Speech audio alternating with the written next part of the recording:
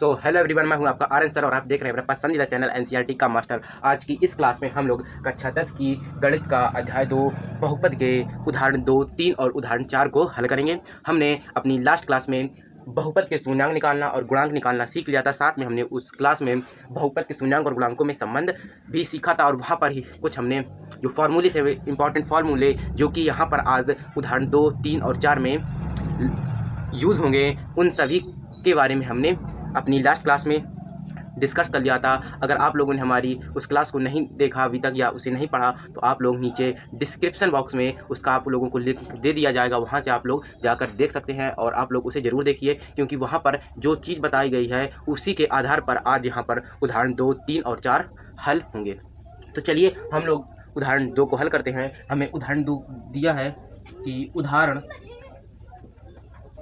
2 को हल करते हैं। तो उदाहरण 2 को में हमें एक बहुपद दिया है जो कि है x square plus 7x plus 10। इस प्रकार का बहुपद दिया है x square plus 7x plus 10। ये एक द्विघातीय बहुपद दिया है। पहले हमें इसके शून्य ज्ञात करने हैं, उसके बाद शून्यकों और गुणांकों में संबंध की सत्यता की जांच करनी है। तो चलिए पहले हम इसके शून्यक निकालते हैं। तो यहाँ हम लिखेंगे शून्यकों के लिए, क्या लिखेंगे? शून्यकों के लिए, शून्यांकों के लिए, शून्यांकों के लिए।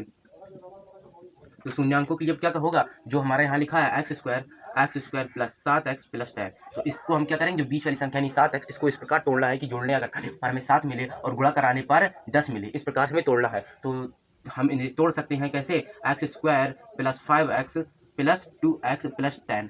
आप लोगों ने जो द्विघाती बहुपद है इसे हल करना या इसके शून्यक निकालना तो हमारी लास्ट क्लास में सीख ही लिया है, तो इसलिए हम यहाँ पर सीधा 7x को तोड़कर लिख दिया। इसके बारे में ज़्यादा डिटेल में यहाँ नहीं जाएंगे। इसके बारे में अधिक से अधिक डिटेल के बारे में हमने अपनी लास्ट क्लास में बताया है, तो आप लोग उसका लिंक नीचे डिस्क्रिप्शन में है, तो उसको जाकर आप लोग जरूर देखिए। तो हमने यहाँ क्या किया? एक्स स्क्वायर 7x को हमने दो संख्या में तोड़ा, यानी 5x प्लस 2x प्लस 10। अब क्या करेंगे? इनमें हम लेंगे कॉमन लेने के लिए पहले हम बनाएंगे दो के जोड़े, इस प्रकार के पेयर बना लेंगे। दो के हमने पेयर बना लिया। अब इन दोनों में लेंगे कॉमन। इसमें क्या है हमारा कॉमन? यहाँ पर हमारा कॉमन आ रहा है x और कोष्टक में बचेगा x प्लस यहाँ पर आएगा 5। तो इस प्रकार जब इनका गुणा करेंगे से हमें यही संख्या प्राप्त होगी। तो अब यहाँ पर हम क्या ले लेंगे? कॉमन। यहाँ लेंगे 2x प्लस या 5 यहाँ पर भी आ जाएगा। जहाँ कोष्टकों में हमें ऐसी संख्या कॉमन लेनी है कि जो कोष्टक में है यहाँ पर सेम सी संख्या प्राप्त हो, तो हमें यहाँ पर प्राप्त हो गई। तो अब हम क्या करेंगे? जो हमें कोष्टक में लिखी है सेम संख्या उन्हें हम लिख लेंगे एक बार x प्लस 5, और जो अलग अलग लिखी हुई है इनको भी एक कोष्टक में लिख लेंगे। हमने यहाँ पर लिख लिया। अब हमें क्या ज्ञात करनी है? शून्य ज्ञात करनी है। तो इसलिए x प्लस 5 बराबर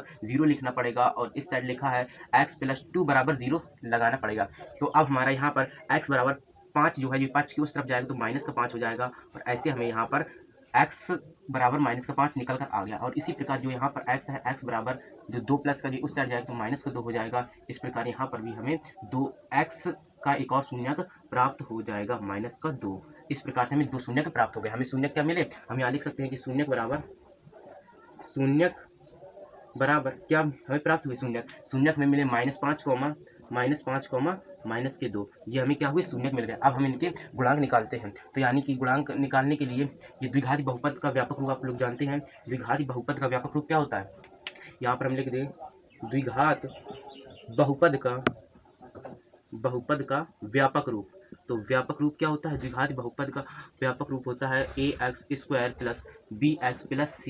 ये होता है द्विघाती बहुपद का व्यापक रूप। इसके माध्यम से हम लोग निकाल सकते हैं कि a बराबर यहाँ पर हमारा क्या होगा, यानी कि एक्स स्क्वायर का गुणांक। तो यहाँ पर एक्स स्क्वायर का गुणांक यानी कि a बराबर कितना आ जाएगा? 1 आ जाएगा। यहाँ पर आप देख पा रहे होंगे। और x का गुणांक यानी कि b बराबर यहाँ पर कितना आ जाएगा? हमारे पास 7 आ जाएगा। और अचर पद क्या आएगा? अचर पद। तो यहाँ पर हमारा अचर पद यानी c बराबर कितना आ जाएगा? 10 आ जाएगा। तो हमने यहाँ पर गुणांक निकाली, शून्यक निकाली। अब इनमें हम संबंध की सत्यता की जांच करते हैं। तो यहाँ पर हम लिखेंगे शून्यांकों तथा गुणांकों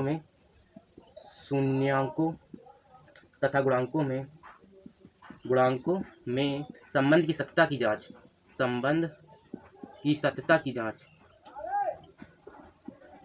तो अब हमें यहाँ पर संबंध की सत्यता की जांच करनी है। तो संबंध की सत्यता की जांच करने के लिए हम लोग क्या करेंगे? हमें जो फॉर्मूले पता है उन्हीं के आधार पर इन्हें हल करेंगे। हमने अपनी लास्ट क्लास में फॉर्मूले सीखे थे कि अल्फा प्लस बीटा बराबर माइनस बी अपॉन ए, ये एक फार्मूला सीखा था। इसके साथ एक और फार्मूला सीखा था कि अल्फा इंटू बीटा बराबर सी अपॉन ए। यहाँ पर जो हमारा अल्फा प्लस बीटा है, तो अल्फा प्लस बीटा में हमारे शून्य क्या आ रहे हैं? माइनस। अल्फा प्लस बीटा ये क्या होते हैं? ये हमारे शून्यक होते हैं। तो शून्य क्या है? -5 प्लस बीटा का मान है -2 बराबर -b/a। बी का मान कितना है 7, तो माइनस के 7 बटे a का मान 1 है। यहाँ पर 5 2 7 हो जाएंगे, माइनस के बराबर माइनस के 7, यानी कि जब माइनस माइनस जुड़ता है तो ये जुड़ तो जाते हैं लेकिन निशान माइनस का ही रहता है, तो इसलिए माइनस के 7 आ जाएंगे। और जब 1 का भाग माइनस के 7 में हमारे पास माइनस के 7 आएगा, तो इस प्रकार से हमारे दोनों पक्ष बराबर हो गए, यानी -7 बराबर -7। अब क्या हम ये भी देखते हैं कि अल्फा इंटू बीटा कराने पर क्या c/a यानी कि दोनों पक्ष बराबर आते हैं या नहीं। तो उसके लिए यहाँ पर अल्फा इंटू बीटा यानी कि -5 गुणित -2 बराबर c/a। c का मान कितना है 10 है और a का मान कितना है 1 है, तो यहाँ पर हमारे प्लस के 10 आ जाएगा और बराबर 10 आ जाएगा, यानी 10 बराबर 10 आ जाएंगे। तो इस प्रकार से जो हमारे 5 और 5 गुणा 10 होगा और माइनस माइनस प्लस हो जाएंगे गुणा कराने पर।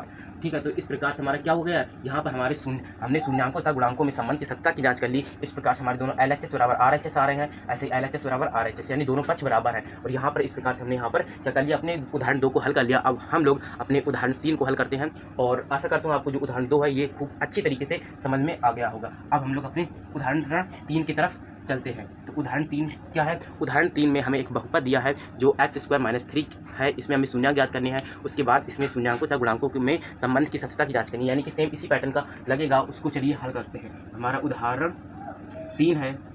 उदाहरण 3 कैसा है, यहाँ पर हमें दिया गया है बहुपद की x² - के 3 ये बहुपद दिया है। इसे चलिए अब हल करते हैं। तो इसके शून्याङ्क निकालने के लिए हम देखिए शून्याङ्कों के लिए क्या लिखेंगे, शून्याङ्कों के लिए तो शून्याङ्क ज्ञात करने के लिए शून्याङ्कों की लिख करके यहाँ पर हम जो लिखा है बहुपद वो लिख लेंगे x² - 3। तो इसका शून्याङ्क ज्ञात करने के लिए आप लोगों ने अपनी छोटी क्लासों में एक फार्मूला पढ़ा होगा कि a² - b² बराबर एक कोष्टक में a + b और अगले कोष्टक में a - b। ये फार्मूले आप लोगों ने अपनी छोटी क्लासों में पढ़े होंगे। इसी फार्मूले के आधार पर इसे हम हल करेंगे। ऐसा क्यों हो रहा है, यहाँ पर ऐसा इसलिए हो रहा है क्योंकि जो हमारे द्विघाती बहुपद का व्यापक रूप होता है वह होता है ax² + bx + c, ये होता है। लेकिन यहाँ पर हमें क्या दिया है, यहाँ पर हमें जो bx है ये वाली जो संख्या होती है बीच की bx जो यहाँ पर है नहीं, केवल यहाँ पर क्या है, यहाँ पर ax² + c इस प्रकार का कुछ हमें बहुपद दिया है। तो इसलिए हम यहाँ पर इस फार्मूले के द्वारा क्या करेंगे, शून्याङ्क ज्ञात करेंगे। तो चलिए इस फार्मूले के द्वारा हम इस शून्याङ्क को इसके निकालते हैं। तो पर हमारा क्या हो जाएगा, इसमें मान रखने पर इतने यहाँ पर इतने के द्वारा लिख देंगे और इसे हल कर देंगे। तो हमारा क्या आ जाएगा, यहाँ पर एक कोष्टक में आ जाएगा x + √3 और अगले कोष्टक में आ जाएगा x - √3। अब हमें शून्याङ्क ज्ञात करने हैं तो हम इनके बराबर में 0 लगा देंगे और x - √3 बराबर 0। अब हमारा x बराबर क्या आ जाएगा, -√3 आ जाएंगे और यहाँ पर निकल के आएगा x बराबर +√3। ये निकल आए हमारे क्या, शून्याङ्क। तो हम यहाँ लिख सकते हैं कि शून्याङ्क बराबर हमारे क्या निकले, यहाँ पर हमारे शून्याङ्क निकले -√3, ये हमारे शून्याङ्क निकल आए। अब हम लोग यहाँ पर गुणांक निकालते हैं। तो यहाँ लिखेंगे गुणांक निकालने के लिए हम क्या करेंगे, द्विघाती बहुपद का व्यापक रूप यहाँ पर लिखेंगे। क्या लिखेंगे, द्विघात बहुपद का व्यापक रूप। ये हमारा द्विघाती बहुपद का व्यापक रूप क्या होता है, द्विघाती बहुपद का व्यापक रूप होता है हमारा ax² + bx + c। ठीक, तो इस पर मान रखेंगे तो हमारा a का मान क्या आ जाएगा, यानी कि x² का गुणांक यानी a का मान, और फिर a का मान कितना आएगा, यहाँ पर a का मान हमारा आ जाएगा 1। उसके साथ में ही जो हमारा x का गुणांक है, x का गुणांक क्या आएगा, यहाँ पर x का गुणांक यानी कि b का गुणांक यहाँ पर 0 आ जाएगा। और अचर पद क्या आएगा, अचर पद यहाँ पर हमारा c बराबर 3 आ जाएगा, -3 आएगा, 3 नहीं आएगा, यहाँ पर -3 आएगा क्योंकि इसमें चिन्ह के साथ लिया जाता है, यहाँ पर -3 आएगा। अब हम क्या करेंगे, शून्याङ्कों तथा गुणांकों में संबंध की सत्ता की जांच, शून्याङ्कों तथा गुणांकों में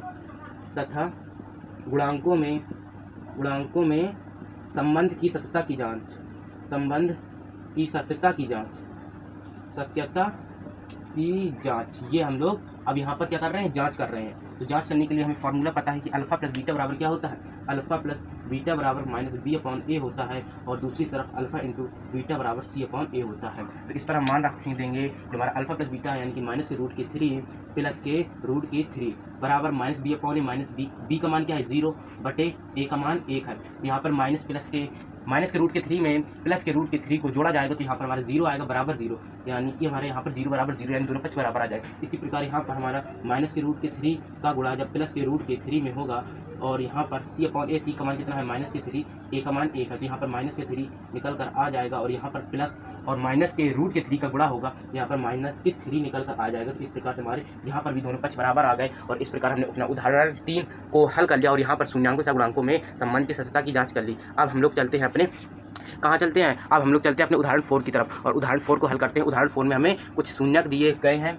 हमें क्या दिया है, इन क्वेश्चनों में हम लोगों को बहुपद दिया रहता था। बहुपद के माध्यम से हम लोग क्या ज्ञात करते थे, शून्य ज्ञात करते थे और गुणांक ज्ञात करते थे, उनमें संबंध की सत्यता की जांच करते थे। लेकिन अब जो हमें उदाहरण जो 4 दिया है, इस उदाहरण 4 में हमें क्या दिया है, उदाहरण 4 में हमें दिया है कि अल्फा प्लस बीटा का मान दे रखा है और अल्फा इंटू बीटा का मान दे रखा है और हमें बहुपद ज्ञात करना है। बहुपद द्विघाती बहुपद ज्ञात करना है। क्या, द्विघात बहुपद ज्ञात करना है। द्विघाती बहुपद हमें ज्ञात करना है। तो इससे हम हल करते हैं। चलिए, तो द्विघाती बहुपद ज्ञात करना है तो अल्फा प्लस बीटा कितना दे रखा है, हमें अल्फा प्लस बीटा का मान -3 दे रखा है और अल्फा इंटू बीटा का मान हमें 2 दे रखा है। ठीक है, चलिए इसे हम हल करते हैं और अपना द्विघाती बहुपद ज्ञात करते हैं। तो द्विघाती बहुपद ज्ञात करने के लिए एक फार्मूला होता है कि कोष्टक में x² माइनस शून्यकों का योगफल इंटू x प्लस शून्यकों का गुणनफल, ये क्या होता है, फार्मूला होता है। इस फार्मूले को हमने, ये फार्मूला बना कैसे आया, यहाँ पर ये सारी चीज़ें हमने अपनी लास्ट क्लास में सीखी थी, जिसका लिंक नीचे डिस्क्रिप्शन में है, उसे जाकर आप लोग ज़रूर देखिए। और हमारी यह क्लास अच्छी लगे तो लाइक करें, सब्सक्राइब करें और बेल आइकन को प्रेस करें। साथ ही साथ इस क्लास को अपने फ्रेंडों को शेयर ज़रूर करें। तो चलिए, इस जो उदाहरण 4 है, इसमें जो शून्यक और गुणांक दिए हैं, इसके हम बहुपद ज्ञात करते हैं। तो शून्यक इसमें मान रख देंगे, जैसे के कोष्टक में x² तो x² माइनस शून्यकों का योगफल। शून्यकों का योगफल का मतलब होता है अल्फा प्लस बीटा। तो अल्फा प्लस बीटा का मान कितना दिख रखा है, -3 यानी चिन्ह के साथ लिखेंगे, लेकिन यहाँ पर इंटू एक्स है तो इंटू एक्स प्लस शून्यकों का गुणनफल। तो शून्यकों का गुणनफल हमें कितना दे रखा है, यहाँ पर हमें शून्यकों का गुणनफल कितना दे रखा है, यानी 2 दे रखा है। यहाँ पर शून्यकों का गुणनफल 2 दे रखा है। यहाँ शून्यकों का गुणनफल कितना है, 2 है। तो यहाँ पर हम लिख देंगे शून्यकों का गुणनफल यानी कि 2 कोष्टक में। अब जो हमारा के है, तो के का मान यहाँ क्या रखेंगे, के का मान 1 रखने पर हम के का मान 1 यहाँ क्यों रखेंगे, के का मान हमने 1 यहाँ इसलिए रखा क्योंकि जो यहाँ पर ये संख्या दी है, इन संख्याओं के बटे में केवल 1 है, इसलिए 1 रखा। अगर यहाँ पर 2 जैसे लिखा है, ये 2 के बटे में 4 होता है या 2 के बटे में 5, तो 4-5 ही रखना पड़ता के का मान, इसीलिए हमने के का मान यहाँ पर 1 रखा। अब हम 1 से यहाँ पर अंदर गुणा करा देंगे, -3x प्लस के 2, इसमें गुणा करा देंगे तो हमारा निकल कर आएगा x² माइनस का 3x प्लस के 2। अब इसको भी हल कर देंगे, हम इनको हल कर देंगे अब हम लोग इसको, तो हमारे यहाँ निकल कर आएगा x² प्लस के 3x प्लस के 2, जो निकल कर आया यह एक हमारा द्विघात बहुपद आ गया, बहुपद ज्ञात हो गया। तो इस प्रकार से हमारा इसका आंसर हो गया और हमने अपनी इस क्लास में उदाहरण 4 को भी हल कर लिया। आशा करता हूँ कि आप लोगों को हमारी ये क्लास अच्छी लगी होगी। अगर आपको हमारी क्लास अच्छी लगे तो लाइक करें, सब्सक्राइब करें और बेल आइकन को प्रेस करें। चलिए फिर मिलते हैं हम लोग अपनी अगली क्लास में। जब तक के लिए बाय बाय। उससे पहले मैं आप लोगों की इन्फॉर्मेशन देना चाहूँगा कि हम लोग अपनी अगली क्लास में उदाहरण 5 और साथ ही साथ प्रश्नावली 2.2 को हल करने की कोशिश करेंगे। चलिए फिर मिलते हैं अपनी अगली क्लास में। Bye bye. लाइक करें, सब्सक्राइब करें और बेल आइकन को प्रेस करना ना भूलें। Bye bye.